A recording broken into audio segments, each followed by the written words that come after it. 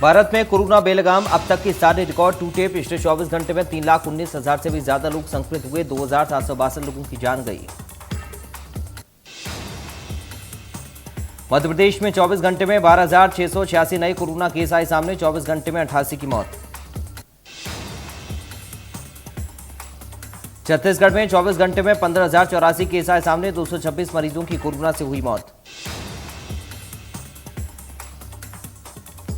अशोकनगर में माधवराव सिंधिया स्वास्थ्य सेवा मिशन के तहत 100 बिस्तरों वाले क्वारंटाइन सेंटर का शुभारंभ किया गया। सेंटर का शुभारंभ राज्य मंत्री विजेंद्र सिंह यादव ने किया।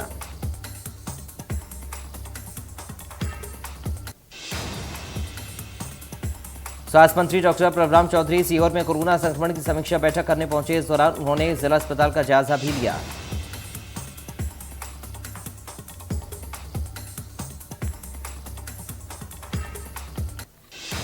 दमोह से राहत भरी खबर, जहां 24 घंटे में कोरोना के 136 नए मरीज मिले। इसके अलावा 36 कोरोना मरीज ठीक होकर घर लौटे। राजगढ़ जिले में बढ़ते कोरोना संक्रमण से एक सप्ताह से प्रतिदिन 10 से 15 लोगों की मौत कोरोना से हो रही है। हालांकि आंकड़े छिपाने के आरोप भी लग रहे हैं। पन्ना जिले में लॉकडाउन के 19 दिन बाद भी कोरोना का तांडव जारी है। 72 घंटे में मिले 739 संक्रमित मरीज, जबकि 24 घंटे में 234 नए कोरोना संक्रमित मरीज मिले। राजनांदगांव में कोरोना का तांडव मचा रहा। कोरोना से मरने वालों की संख्या लगातार बढ़ती जा रही है, जिसके चलते श्मशान घाट भी छोटा पड़ने लगा। शहर का मुक्तिधाम भी फुल हो गया है। अब लोग शेड के बाहर दाह संस्कार करने लगे हैं। कोविड संक्रमण की दूसरी लहर में मेडिकल ऑक्सीजन की भारी कमी को देखते हुए केंद्र सरकार पीएम केयर फंड से देश भर में मेडिकल ऑक्सीजन प्लांट लगाने जा रही है, जिसमें छत्तीसगढ़ के 14 जिलों में ऑक्सीजन प्लांट लगना तय हुआ।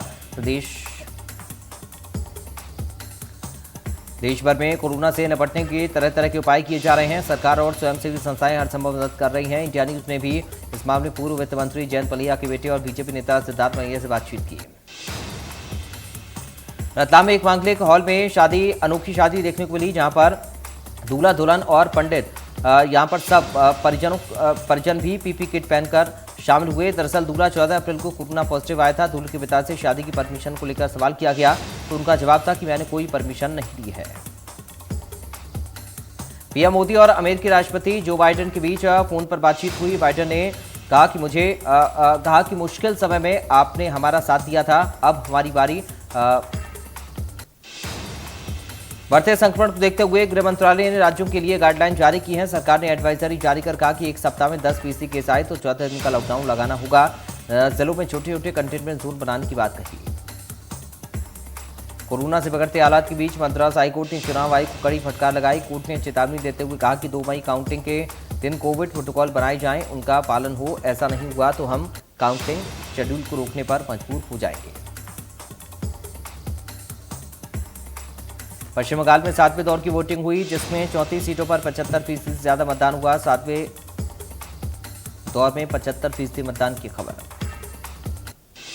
WHO के चीफ टेड्रोस एडनोम ने भारत में कोरोना से बने हालातों को भयावह बताया है और कहा कि मन को झकझोर देने वाला करार दिया। इन हालातों को आगे कहा कि हम भारत को हजारों ऑक्सीजन कॉन्सेंट्रेटर भेज रहे हैं और संगठन के 2600 मेडिकल एक्सपर्ट को भारत भेजे जाने की बात कही। अमेरिका में पहली बार महिला सैनिकों ने मरीन ट्रेनिंग पूरी की। सैनिकों ने लिंग भेद की आखिरी बाधा कर 100 का इतिहास तोड़ दिया है। महिलाओं ने मरीन कॉर्प्स का सबसे मुश्किल कोर्स पूरा कर लिया।